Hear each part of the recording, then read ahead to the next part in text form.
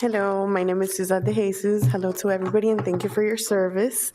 I wanted to speak on the dangers of fluoride in drinking water because I know that there is really no benefits. There's enough research. I want to take you a little bit through the timeline. It was used in the 1930s by the Nazi to make people complacent. The officers in the Nazis did not have any guns. Literally, all these people walked to gas chambers on their own. They could have ran, they could have done anything, but they were under fluoride, heavy levels of fluoride. So they couldn't even process the information. Some of the dangers of fluoride in water is the cognitive development and lower IQ, especially in children that are they're having developed brains and multiplying and dividing cells a lot more than us adults. Dental fluorosis. I don't know if you've ever seen people with white in their teeth. That's dental fluorosis. Skeletal fluorosis. That is basically your bones are decaying. They're slowly being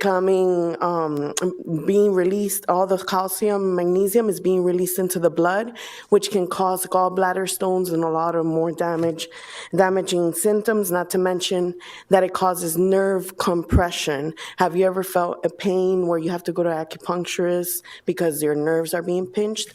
That could also be caused by fluoride and through skeletal fluorosis. Endocrine disruption.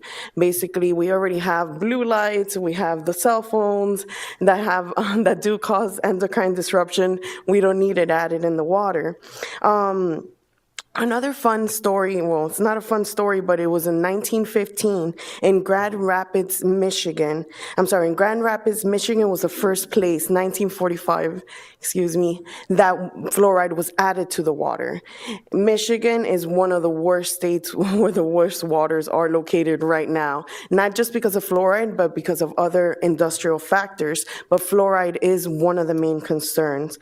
Another fun fact to know is that in 1915 in Colorado, apparently there was a brown stain that came around. They developed a new water pipe that was coming from from this spring in Colorado that had fluoride in the water.